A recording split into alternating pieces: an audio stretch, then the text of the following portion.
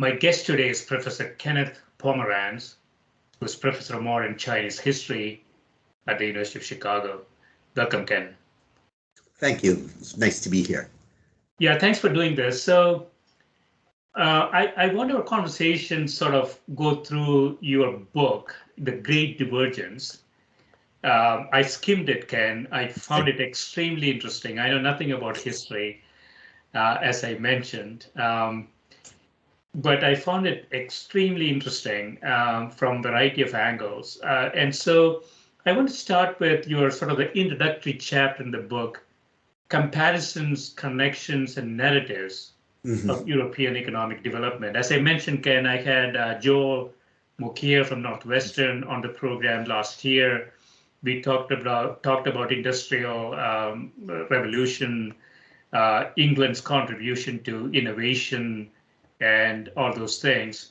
I picked up that you have a slightly different view as to how these things evolved over time. Right. So, where I think Joel and I would agree is that if you look at not aggregate growth, but per capita growth, the graph looks very much like the old-fashioned hockey stick, right? Per capita growth is very, very low for centuries and centuries. In fact, quite possibly for millennia. Though the further you go back, the more unreliable our estimates are. And then sometime in the late 18th century, in really just one or two places at first, basically Britain and the Netherlands, it starts to take off quite dramatically. A bunch of other places come on board over the course of the 19th and the 20th century. And now, of course, we've had 2 centuries of sustained per capita growth over not the whole world, but large portions of the world, which is simply unprecedented in human history. So the standard story, and I think, at least in this respect, Joel is part of the standard story, would say that's because sometime in the 18th century, the Europeans figured out how to do a whole bunch of things better. And the roots of that betterness go way, way back, right? They only manifest themselves decisively in the 18th century, but they have very, very deep roots. So Joel would point to the Greek roots of Western natural science. Some other people would point to the Roman roots of Western property law, various possibilities. But in each case, the story is Europe is on a better track than just about any place else in the world from way, way back. And then when it takes off in the late 18th century, or some people would say a little bit earlier or a little bit later than that, that's essentially self-generated, internally generated growth. The rest of the world does not play a significant part in the story. What I would say is a few things. One is that if as late as the mid-18th century, there's not much difference between living standards in Europe and certain other parts of the world, then the burden of proof should be on the people who say, oh, Europe was already so different, that it was decisively launched on a different path. If it was, and that different path goes back hundreds or even thousands of years, why are living standards still pretty much the same as, say, in East Asia as late as the mid-18th century? That's not to say that there aren't some deep roots of European success, but that we have to think of the divergence as being relatively late and relatively sudden. It's not something that's been building for hundreds of years. And I think you can make a pretty good case that the idea that Europe was already significantly better off in, say, the 1600s or 1700s is based on a bit of an optical illusion. It's based largely on the fact that we compile economic statistics based on the borders of modern nations. And so let's say England is certainly better off on average than China. But China is more comparable both in size, in population, and in internal diversity to all of Europe, not to England. And if you look at, say, the Yangtze Delta region, which by a generous definition has 30 million people in the mid-18th century, and thus is significantly bigger than Britain and Holland put together, and you ask, what are its living standards? What's its degree of commercialization? It looks an awful lot like Britain. It's very, very close. And so my argument would be that you can't do China and England. You can do the Yangtze Delta and England, and they're roughly comparable. Or you can do China and all of Europe, and then you have, just as Europe has England and it has the Balkans, China has the Yangtze Delta and it has Gansu. And these differences within these regions are significantly more important than the ones between them. Yeah, I mean, this is a really important insight for me, Ken. And so the scale problem, so to speak. So you take China and you say you compare its GDP per capita, GDP overall to something else. You're averaging a very large number of provinces, large number of people. And when you average things, you get different numbers. And I know this in having grown up in India, which is a patchwork of at least 26 different countries. Right. And have very different standards of living, very different expectations, almost religions and all sorts of things, right? And so when you average in the macro, you tend to make wrong decisions, it looks like, right? I mean, that's insight I garnered from this. Right. And I would add that, I've made the case for China because it's the area that I know the best, where I can read the sources in the original language, etc. I think it's perfectly possible that if you were to break out the data for, say, Gujarat or Bengal in the 18th century, you might well find something similar, right? A sub-region that's doing pretty well, and that would be comparable to core regions elsewhere in the world, but is submerged in this much larger entity that we compute averages across, when, as you've just pointed out, computing averages across that, even in the 21st century, is dubious. In the 18th century, it's really dubious. Right. Yeah, so going back to China and the Europe comparison, so just rewind time back a little bit. So 1700s, if you go back to China, so what do we find there in this sort of disparity between GDP per capita, wealth, and all that stuff? So what do we find in China in the 1700s? Okay, so I would argue that what we find in China is we find one or two core regions, and above all, the Yangtze Delta, which is, roughly think of a semicircle around contemporary Shanghai, extending maybe about 100 miles out, a little bit more. And in those core areas, you have very dense population, high degrees of commercialization, extremely productive agriculture.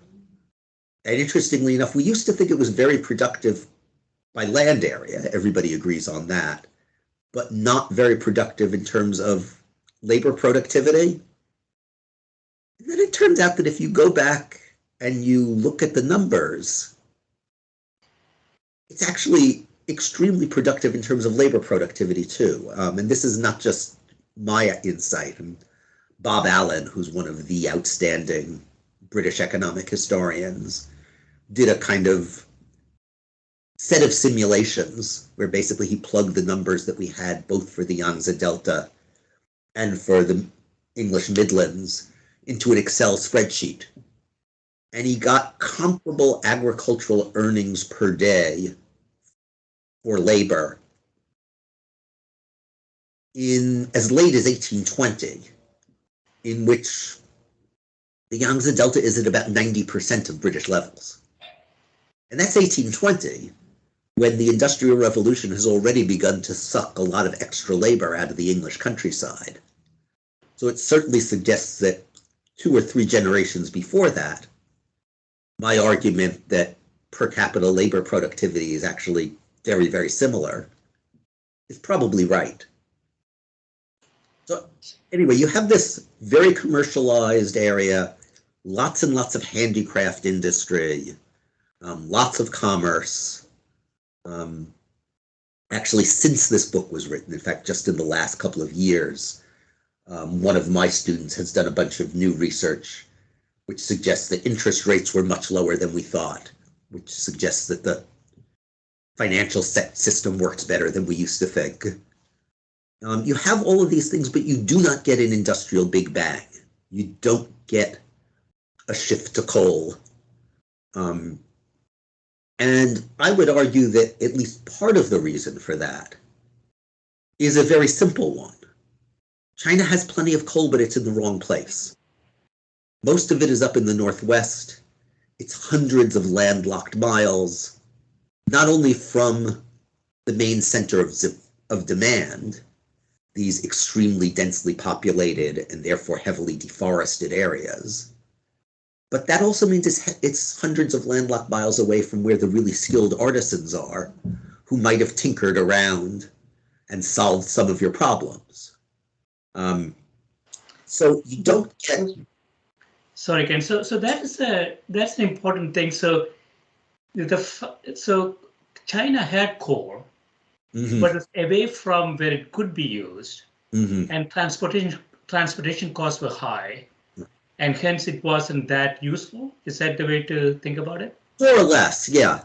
And anywhere in the world prior to the 19th century, the cost of energy supplies is basically the cost of moving them. It's a chicken and egg problem. Once you get a steam engine and you either put it on a boat or you put it on wheels and call it a railroad, then you can move your energy supplies from anywhere. But prior to that, it's very difficult. And in Europe as well as in China, the cost of coal, for instance, doubles within, I can't remember the number exactly, but it's something like 25 miles of overland transport, doubles the cost. Britain is lucky in that a lot of its coal doesn't have to move very far overland. It's right near either a river or a coast. China is not. So just that simple fact that there was a larger distance for the fuel to travel made a big difference between these two systems. Right. And this is also, I would say, you have to see this not only as a static difference, but as a difference that has dynamic results. So, again, to go back to Joel Mokyr for a minute, Joel's basic answer to the question why Europe is the Europeans were better at innovation, particularly technological innovation. What I want to say is that you have to look not only at how much do you innovate, but what innovations make sense to pursue. And that comes down in part to factor prices. So let me give you an extreme, but I think two extreme, but I think very relevant examples, and they both concern coal. So it just so happens that for the year 1704, we have an incredibly detailed set of price reports from an English East India Company ship that was docked in Canton on the southeast coast of China for months. So we know what they paid for eggs, we know what they paid for guys to come and caulk the ship, you name it. And you can put together a reasonably good wage price index for that particular year. And we find something very interesting. So silver denominated wages are much, much higher in London than they are in Canton. So are living costs. So again, I don't have the figures on the top of my head, but it's something like silver wages are almost 4 times as high in London. But so is the cost of basic food, which is, of course, the major component of the consumer market basket of all poor people, especially in the 18th century. And you can play around, you crunch the numbers, real wages come out almost identical. It's like Silicon Valley and Kansas City. Yeah, but to the nth degree. Right? But there's a really interesting exception to this, which is that the price of charcoal happens to be much higher, not only in real terms, but in nominal terms in Guangzhou than it is in London. And so if you think about charcoal as the price of heat energy, and food prices as basically the price of muscle energy, the ratio between those two prices, between Guangdong and London, is something on the order of 20 to 1, even though real wages are comparable. So imagine yourself as an innovator. If you're sitting in London, it is well worth your time to think about a way in which you might use heat energy to substitute for muscle energy. If you're sitting in Guangzhou, you have no incentive for such a thing, right? Why would you want to find a way to use more of a scarce thing to substitute for a plentiful thing? Now let me give you the other side of that same story, again, talking in terms of factor prices. So the original Newcomen steam engine from the late 1600s is so inefficient that it does about 7 calories worth of work for every 1,000 calories of energy it burns. So it's a ratio of 0.7% of the fuel turns into useful work. It's astonishingly wasteful. It's also quite dangerous. Well, where would you use such a thing? Only at a place where fuel is basically free. Where is fuel basically free? At the base of the mine. The cost of the fuel, as I said before, is basically the cost of transporting it.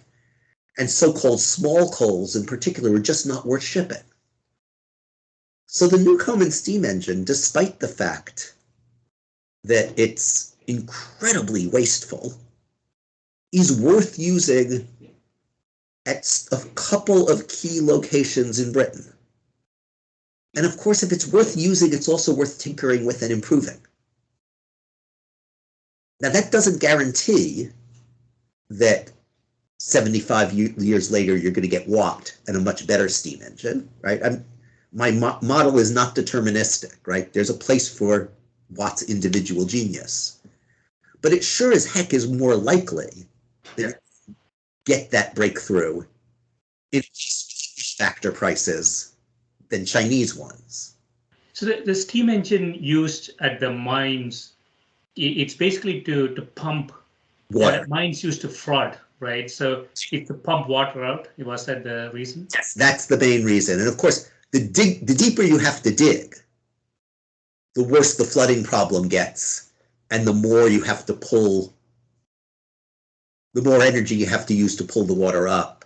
In fact, Michael Flynn, who wrote this kind of classic multi-volume history of English coal mining, probably 50 years ago now, maybe even more, once calculated that had you not gotten the steam engine under control, British coal production would have had to stagnate at about the 1730 level, because you simply, the price of feeding the horses who were running the pumps would have just gone out of sight. Instead of stagnating at that level, it multiplies something like tenfold over the next 3 generations. So many orders of magnitude. So you have a chapter in here, problems with the Europe-centric stories, building a more inclusive story. So as I mentioned, Ken, after having grown up in India and coming to the US, I have certain expectations of how things evolved. But you're arguing, I think, in the book that there are a lot. It's a multifactorial, uncertain problem. Right. That's not that clear. Exactly. How things evolve. Right? Get to some of the other factors in a moment. Right. But right, I think again, part of the problem is, history does not allow, except in very rare lucky cases, for the kinds of experimental tests that natural scientists can do. Right? The only real test we have is, let's look at all the evidence we have. What patterns do we have that seem to make sense? And one problem with that is that you often wind up seeing the pattern that you're trained to look for, right? So if ever since the late 19th century, when Europe truly was richer, more powerful, etc., than any place else on Earth, what you're looking for is the explanation of that remarkably important fact. And so you're going to keep finding patterns that lead to that outcome. And it's not that some of those patterns aren't there, but it causes you to miss other patterns that were also there and that either could have led to other things or even eventually did, just maybe not quite as fast. So, it's easy, for instance, to look at the fact that in Britain, in particular, and other parts of Europe too, though not all parts of Europe, law related to commercial contracts made it easier to collect from a defaulting debtor than it did in China.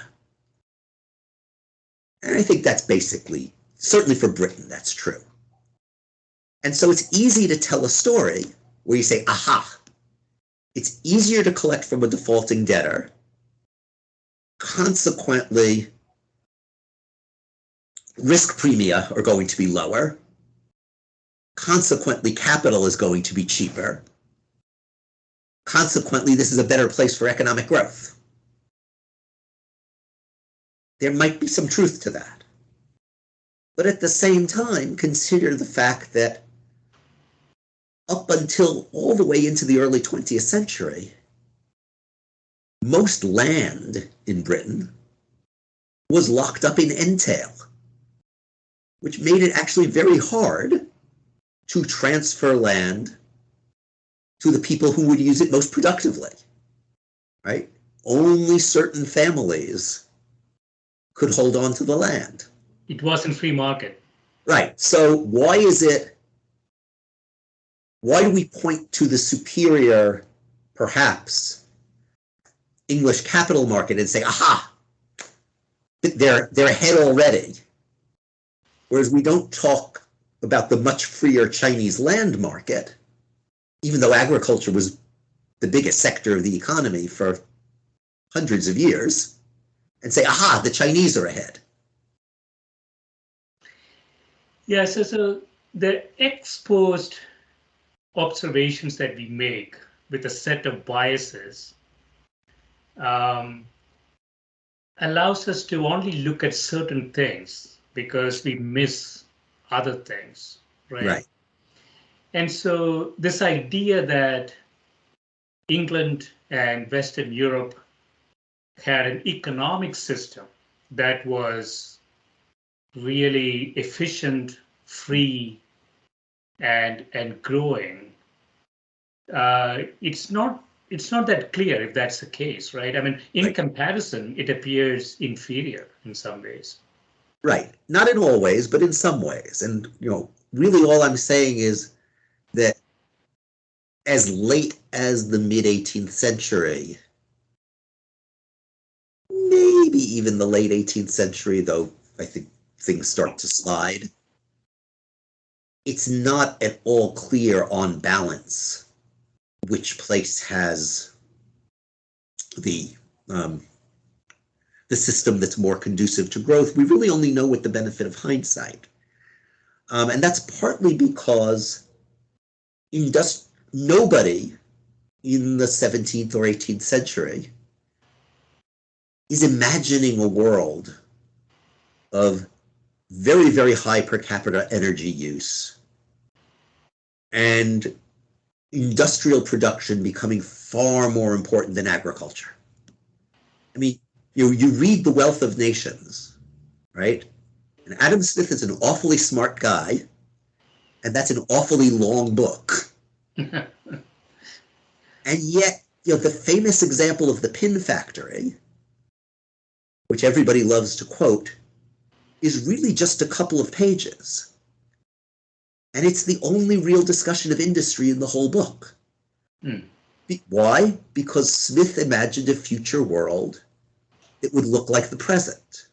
And the present was a world in which what counted was agriculture and commerce. Yeah. I mean, we are going through a phase of artificial intelligence, as you know. So designing anything based on the status quo is dangerous. Right. In terms of human capital on products and all of that, right? So the part 2 of the book, can you talk about from new ethos to new economy, consumption, investment, and capitalism, especially the luxury consumption and the rise of capitalism? Could you talk a bit about that? Yeah. Okay. So here too, there are, I would say, 2 European stories that we have that try to explain what's different about Europe and causes it to shoot ahead that are related to consumption. One, which is an old story, really linked, I think, to, well, in the early 20th century to someone like Werner Sombart in Germany, but in many ways going all the way back to Smith, is an argument that says it's the taste for luxury that incentivizes rich people in Europe to begin deploying their assets more productively. Because after all, a guy who has a lot of wealth to start with, he doesn't have to maximize. He can satisfice. Why would he go to the hard work and make the tough managerial decisions to maximize? He's got to want something. And so Smith's story is, well, what he wants is luxury. And Smith traces, though he didn't have any real empirical evidence, but he kind of spins out a story about how the greater availability of certain kinds of luxuries incentivize, old feudal lords and so forth to get with the program. To either they use their assets more effectively, or they fall into debt trying to keep up with the consumption of other people who do use their assets effectively, and they eventually lose those assets and they go to people who can deploy them more effectively. Right? And so it fits right into a classic Smith-style argument that private vice leads to public virtue, right?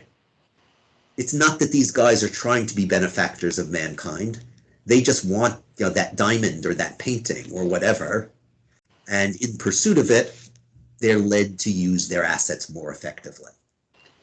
But luxury had different definitions, I would imagine, in different part of the world at Sure, that time, right? Exactly.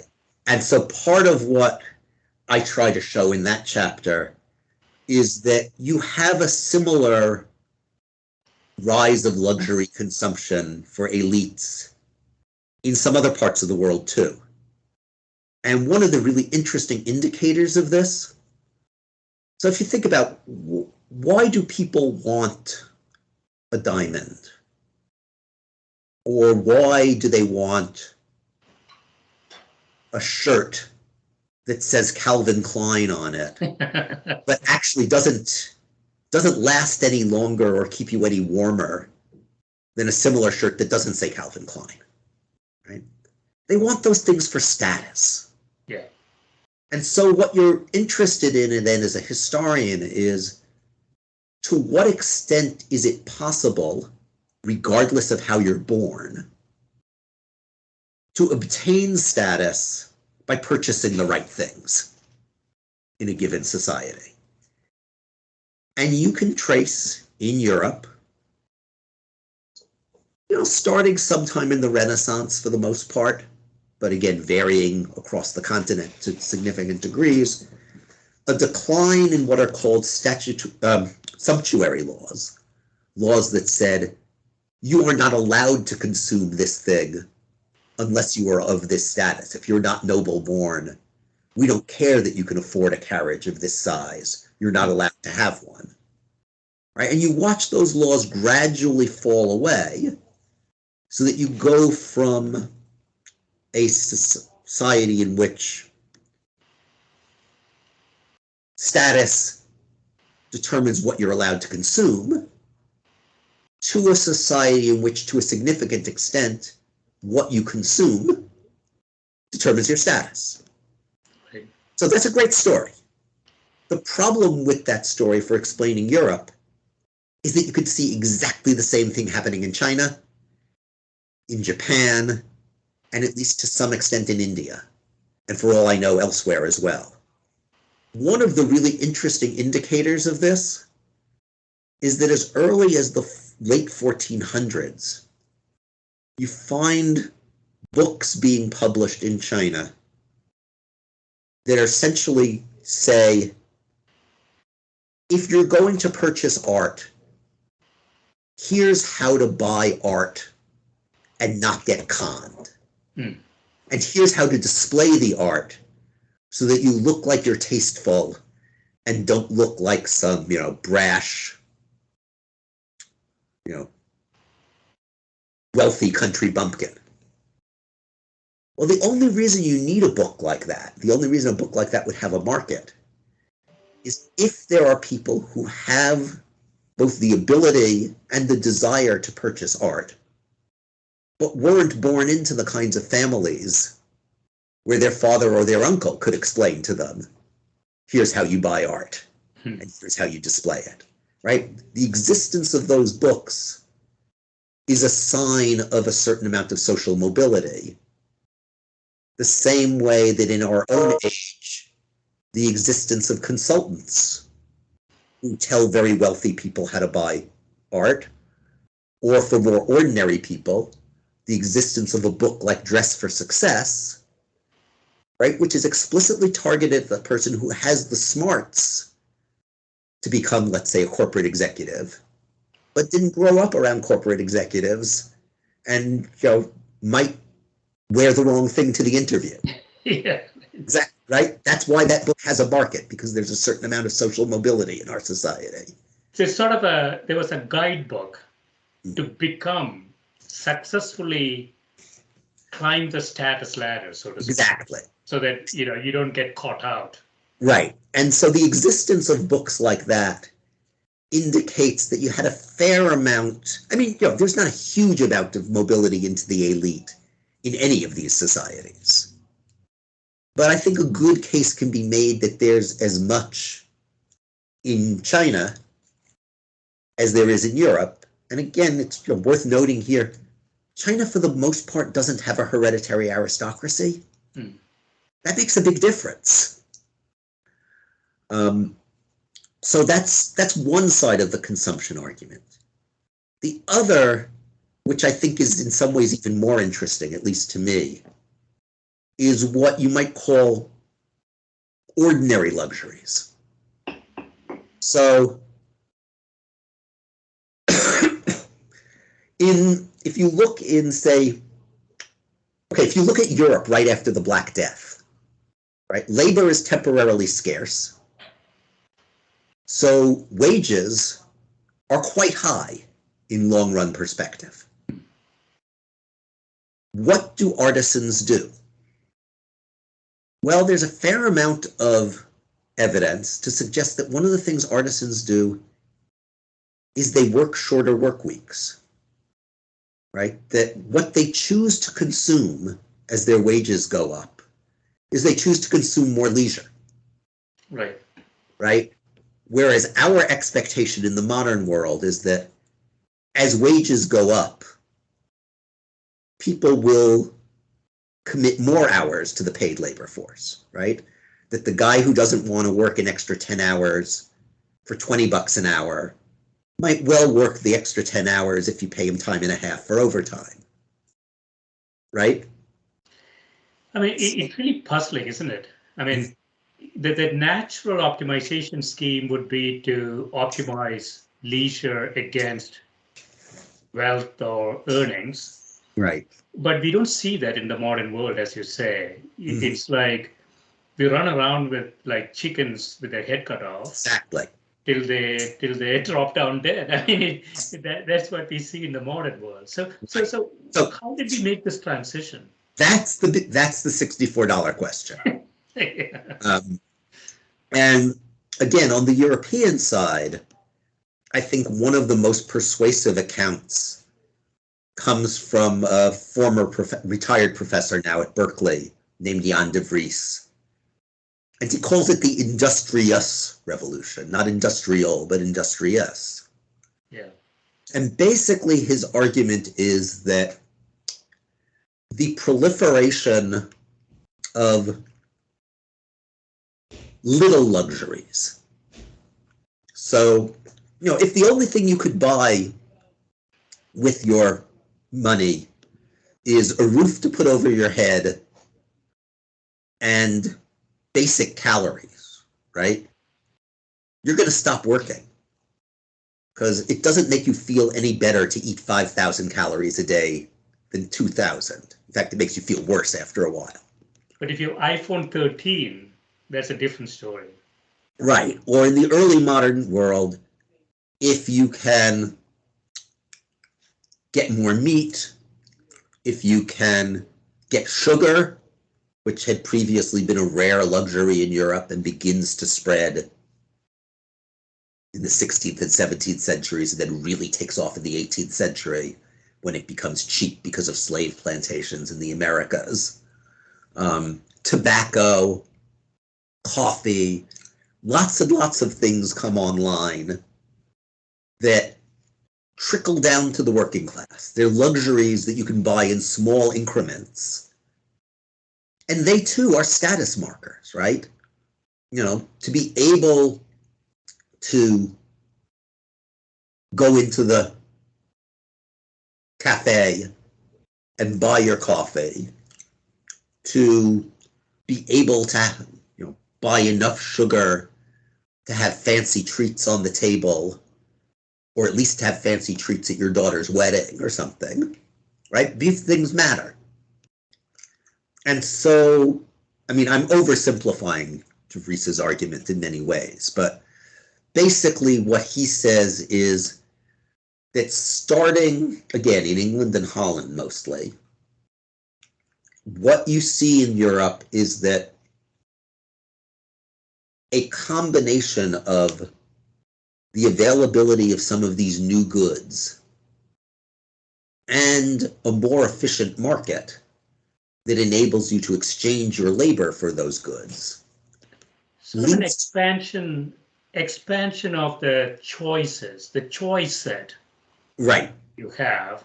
right. And as you say, it's incrementally, it is in small doses, right? So if I have an objective, so Homo sapiens, I would imagine, had an objective function that's fairly simplistic for 200,000 years, food, shelter, and sex. And then last 5,000 years, you added up all these apps on top of that fundamental requirement. And then you are basically chasing these apps in terms of luxury consumption. I mean, yes and no. See, one place where I differ with you is I don't think that our needs or wants were ever quite so simple, because what we want is not just food. We want the type of food that our particular society tells us is appropriate for a person of our station, right? So, I would say one of the few true human universals is that every human society makes rules that, in a strictly utilitarian sense, make no sense, right? Yes. Every society has some forbidden foods. Every society has some prestige foods. It's not always clear that those prestige foods are better for you or taste better or whatever, but through whatever mechanism, they become associated with status. Right? I mean, status was fundamental right from the beginning. Yeah. Right. And obviously the same is true with sex, right? I don't think there is any society anywhere, I'm pretty sure, that says anybody can mate with anybody they feel like, right? Every society's rules about who you can and can't mate with are different. But the one thing that there never is a society that just says, hey, it's a free-for-all, right? And different mating choices, again, they're both constrained by status. High status people have options that other people don't. And they also confer status, right? To be linked with the right man or woman makes you a higher status individual. So I would differ a little with the idea that things used to be simple. But be that as it may, the other point you make, I think, is exactly right. That what happens in the early modern period is you have a whole bunch of new choices. Not so coincidentally, a bunch of those choices are also not only confer status, but they're at least somewhat addictive, right? Sugar, coffee, tea, tobacco, alcohol. I mean, alcohol isn't new, but... so once you get onto it, it's not just status, it's almost like a perpetuating a requirement. Right. Right. That sort of holds you down, so to speak. Right.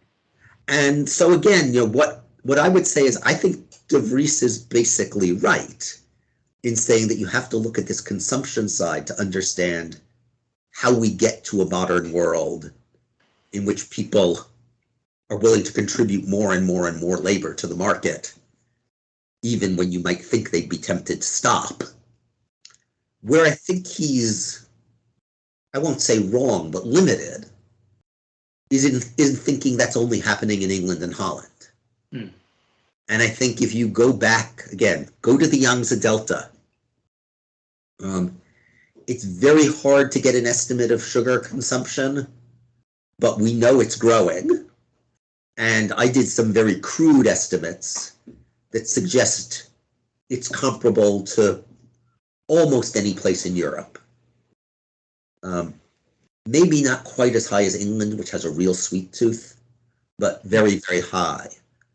As late as as late as the 1780s, the British mission, or it's actually the early 1790s, that comes to China to congratulate the Chinese emperor on his 80th birthday in 1793, they have to travel through the countryside to get to Beijing. and we have their diaries, they are blown away by how much people smoke. Mm. They keep talking about how, children 2 feet high are smoking. They can't believe it. Another thing that changes is that clearly cloth consumption is going up. And again, I would say our data is pretty bad, but to the extent that we have it, it suggests that the richer parts of China are keeping up with the richer parts of Europe. And if you think about the 20th century and 20th century development economists, what did they usually point to as the first signs that a country was beginning to become more prosperous? The two things they usually looked at were non-grain foods and cloth. Yeah. And so, there you have it. So I think that, someone like De Vries is probably broadly right theoretically and just didn't look broadly enough empirically. Right. Once you do, what all of this keeps coming back to is if so many things are similar, then we need a new explanation for the sudden discontinuity of the late 18th century. And I think, that is a great deal of that is fossil fuels on the one hand, and it's something we haven't talked about yet, which is the Americas on the other hand. Yeah, I will talk a bit about that, Ken. So one advantage England had was America, right? Mm-hmm. And so how did that affect their progression? Okay, so if you take as plausible this argument in which there are a bunch of fairly rich places around the world, and they have high population densities, they have lots of commercialization, which makes their economies more efficient, they have highly developed handicraft industries, but none of them yet has the industrial Big Bang. What all of them are going to face is difficulty in procuring for themselves enough of certain products that are land intensive. Because the fundamental characteristic of a pre-industrial world is that basically everything comes from plant growth. Food, clothing fiber, building materials in the form of timber, and energy, either in the form of muscles that have to be fed with food, or wood, which comes from trees. So every acre that is growing food, right, is an acre that's not providing timber, and vice versa, or not providing clothing fiber or whatever. And so the areas that are both most densely populated and, relatively speaking, most prosperous, meaning they consume the most per capita, are going to have a great deal of difficulty being self-sufficient in one or more of those land-intensive goods. So how do you get those land-intensive goods? Well, you trade for them, right? You trade for them with some place that's less densely populated, right? And therefore is more likely to have, let's say, a lot of timber that they can float down the river to you. Or, high land to labor ratios, which enable them to export a fair amount of grain or whatever. And this too, I think, if you look around in the 18th century, you see all sorts of places doing that, right? The Netherlands is getting grain from the Baltic states. England is getting its timber from Scandinavia. The Yangtze Delta is getting about a quarter of its rice and almost all of its timber from upstream on the Yangtze River, hundreds of miles away. So everybody's doing it. It's natural in some sense. It's also limited, right? In a world of high transport costs, that's one barrier. But there are also institutional barriers, right? Because if you have relatively free markets prevailing, which I would argue was the case in China, then what happens as demand for rice from the middle Yangtze Valley spikes in order to feed the lower Yangtze Valley? Price goes up. The price goes up. Also, migrants move. Migrants looking for farmland or for opportunity go to the middle Yangtze. Its population density begins to rise. There's no patent protection to prevent those people in the middle Yangtze from starting to make the same cloth that the people in the lower Yangtze make. Maybe it wasn't worth it for them at first when it was so sparsely populated, but once the population is pretty dense, sure, why not? And so over time, you can trace a process in which price of manufactured goods relative to raw materials begins to fall, right? And it becomes harder and harder, therefore, for a place like the lower Yangtze to keep indefinitely expanding, right? It runs into import substitution in its peripheries. Terms of trade move against it. Things level off.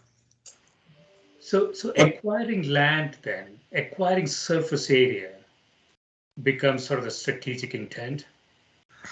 Yeah, I mean, it's not always clear how fully thought out this was, but if you acquire enormous quantities of land and impose on that territory a system that gives them incentives to keep exporting, then you're in business, right? I mean, you don't, from one perspective, you could have imagined, let's say, the Pennsylvania grain belt, or better yet, the South Carolina rice country, becoming like the rice country in Hunan in China, right? Population begins to rise, they consume more of their own rice, they make more of their own handicraft manufactures, right? They become not autarkic, but closer to autarkic and less of an asset to the mother country. That is what I would argue is what happens with most of the peripheries in China. The Europeans don't leave things to chance. Right. They impose a set of colonial monopolies.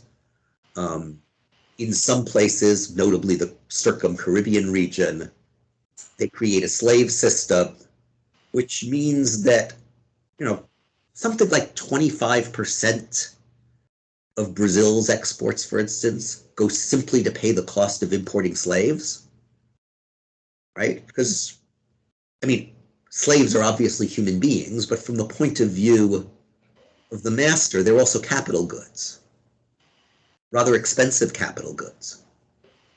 And if you have to keep buying more capital goods to expand your production, and they come from abroad, you have to keep exporting.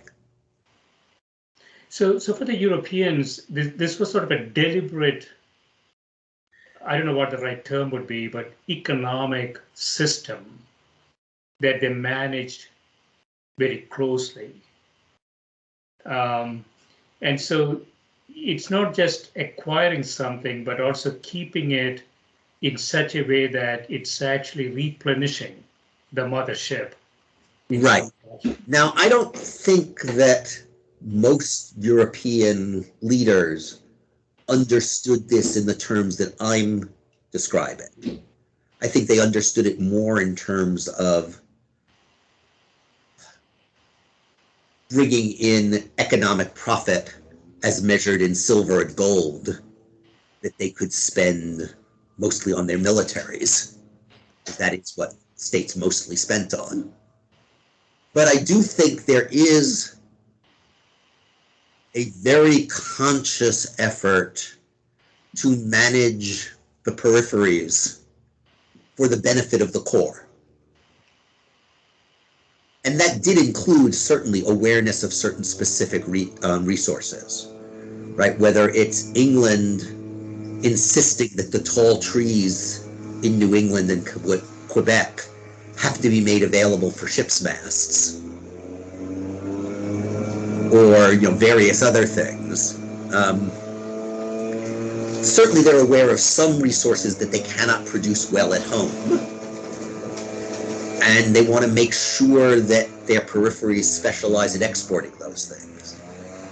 The Qing dynasty doesn't think that way for a variety of reasons. Is it a cultural? Excuse me? Cultural nuance? I'm sorry. Is it sort of a cultural nuance we're seeing there, or why is it different? I mean, I think there are a bunch of reasons. But one is that the European states are locked in more or less perpetual conflict with military conflict with each other, and that's very expensive. And so they are constantly looking for ways to pad revenue, which drives them into partnerships with colonial development companies, merchants, etc. Right? That's what the empire is for from their point of view. The Qing, once they've dealt with the Mongols, look out along a world where they see no peers. They see no need to ratchet up their military spending year after year after year after year. They think, when they think of what do we need to do to stay in power, they are just as concerned with fending off internal rebellion as they are with fending off foreign invasion. And how do you do that? Well, you keep spending and taxes relatively low. Within the constraints of that low spending, you provide a certain amount of safety net. So the Qing are, for instance, very good at delivering famine relief when the crops fail. You're thinking, and rather than prioritizing your core, you don't need to worry much about the Yangtze Delta. The Yangtze Delta is not going to become impoverished. What you're worried about are some of these poorer regions on the ecological margins that are much more likely to have a crisis and therefore a rebellion. And so far from having them pump as much wealth as possible into the Yangtze Delta, you're asking, how can I take some of the surplus from the Yangtze Delta and stabilize the places that I'm worried about? Sort of a risk management process. It's sort of two different equilibria here, right? So you could go in one path and say, I'm going to be strong wars or whatever. I'm going to dominate whatever I'm going to capture and extract maximum tactical utility from that capture. And the other equilibria is something like sort of a strategic equilibrium that says, I have to look at the entire system and manage the risk of that system failing in some way, right? Right. And there are a lot of things that go into this, right? I mean, so for the European empires, those colonies are on most of them are on the other side of an ocean, right? Discontent in Jamaica is a problem, but nobody from Jamaica is going to march into London. Discontent in northwest China, which is ecologically marginal, there's no natural barrier between there and Beijing. Right? So there are those kinds of issues as well. And I think there are also, there are ideological and normative issues as well. I mean, the Chinese ideal of statecraft going way, way back emphasizes minimizing the burden on the people. Now, I'm not going to say that isn't often honored in the breach, right? I mean, there are all sorts of horrible exploitative Chinese regimes in history. But people, right down into the late 19th century, continue to quote these texts that say, what we want is something like a night watchman state, right? We want to be able to keep order, right? We want people to be secure in their homes and in their property and all of that. But we don't want to tax them all that much. And we don't need to. Sort of a utilitarian. Is that in some ways, I would say, the Qing state is more Smithian than most European states were in the 18th century. But what gets you across the hump from Smith's style of growth, right, which again is based on efficient exploitation of division of labor, et cetera, but isn't about radical increases in energy intensity and capital intensity, right? Smithian growth works in a whole bunch of places. Ironically, Northwestern Europe gets across the hump into a different kind of world, partly because they have a state that isn't all that Smithian, right? The British are probably the most heavily taxed people in the world in the late 18th and early 19th century. Their government is certainly very warlike, right? Smith himself is furious. They're full of colonial monopolies and all the other things that Smith railed against. And yet those things, though not efficient in a static sense, turned out to have a very important impact, I would argue, on Britain's ability to get over this resource constraint hump and find ways to keep the resources flowing in, even as the core turned more and more to manufacturing, right? And in the 19th century, you get this amazing phenomenon of the most rapid population increase in Britain's history, plus the highest levels of growth in per capita consumption in Britain's history up to that point. How are you able to manage all of that at the same time? Well, it's got to be that resources are coming from elsewhere. Right. And some of that, of course, is that Joel Mokyr is right. You develop new technologies that enable you to produce things cheaply that pay for those resources. But it's not only that. It's also that you've set up this political economy that cranks out the resources and brings them to Britain even before Britain really is the workshop of the world. Even before you need it. So it is sort of a strategic imperative, right? You go out and you capture. I mean, I hear, a lot of Americans complain about the Chinese going out to Africa and taking contracts on mines and so on. And I say, this is what we have done most of our life. Right. So why are we complaining about it now? It's one of those things where you don't know actually if it's going to turn out to be a good move or not, right? If 30 years from now there is no worldwide shortage of grain, some of these Chinese who bought up long-term leases on farmland are going to look kind of stupid. On the other hand, if, we have massive drought in Australia and it ceases to be a major grain exporter, or 15 other horrible scenarios that we can imagine, and demand for protein if the current third world continues to grow, then the guy who locked in a long-term lease on farmland is going to look pretty smart. So I want to finish up with the part 3 of your book, from ecological constraints to sustained industrial growth. This is sort of topical, with a lot of conversations going around the ecological problems that we have today. So historically, what did we learn from what happened in the past?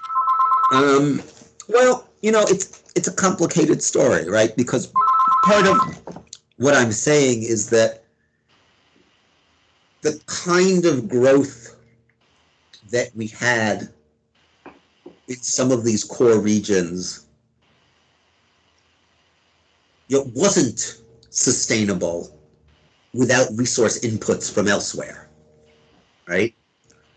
And obviously, if we think about the planet as a whole, we can't all be net resource importers. So it does seem like if for a minute you put technology on the side, that we've had 2 golden centuries in which both population and per capita income could increase dramatically, and that can't last forever. It's a zero-sum game, so to speak. If you put technology aside, it's a zero-sum game. Yeah, or maybe not zero, but it's at some point the piper has to be paid. Now, obviously, if you put really dramatic technological change back into the picture, you may be able to stave this off. Can you stave it off forever? I don't know. Can you stave it off for a while? Could be. But the other thing that I think we learned from looking at the past is there's not just the existence of the technology, right? The political will has to exist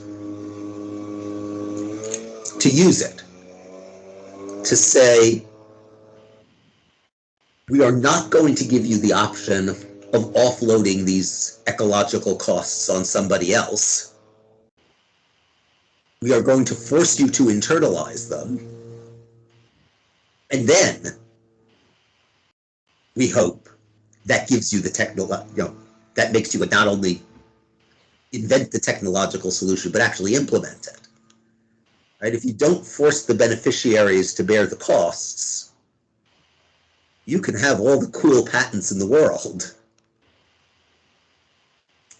And obviously an awful lot of the politics of our current moment is, what are the full costs of our current prosperity in ecological terms? They're hard enough to measure, but even once you measure them, who should they fall on? I see some sort of a segregation risk here. Ken, I want to get your perspective on this. So, we have figured out how to segregate people forever, right? Last 500,000 years. Mm-hmm. We now have a way to segregate people by technology. So we could have, sort of technology segregation, which is, 1% of the world population have all the technology and 99% is left out in the cold. That will be the most severe form, right, of segregation that we have ever practiced, right? Do you see that? And if you see that, what are the implications of that for the future? I'm not sure I would say 1 and 99, but, certainly I think there are grounds for worrying a lot that the response of, to oversimplify for a minute, the rich, right, will be not to pay the full cost of solving our ecological problems, but again, to see if they can withdraw into a world where they don't have to share them, right? Whether that's done with migration restrictions on an increasing number of climate refugees, or whether it's done within a city by heavily armed gated communities. The scenario is going to be different in different parts of the world, and different depending on whether you're talking about rich versus poor countries or rich versus poor people within countries. But, I do fear that the rich may wind up investing a lot in enhanced coercion rather than in doing everything possible to mitigate the problems themselves. Yeah. Yeah. I mean, some of them want to go to Mars and make Mars great again. And even short of that, you have some of these strange scenarios of like private islands. It's hard to know how seriously to take some of that, but obviously some people do take it seriously. Yeah, I understand, Ken, that New Zealand is becoming sort of a private island for many of the world's rich. New Zealanders may not like that, but excellent. Yeah, this has been great, Ken. Thanks so much for spending time with me. Yeah, no, anytime. Thank you. Maybe we'll set up some sort of a debate with Joel. Do you think you're up for it? I would be up for that, yeah. Excellent. Okay. Thanks again. All right, good to meet you. Take care. Stay safe. Okay, you too. Bye-bye.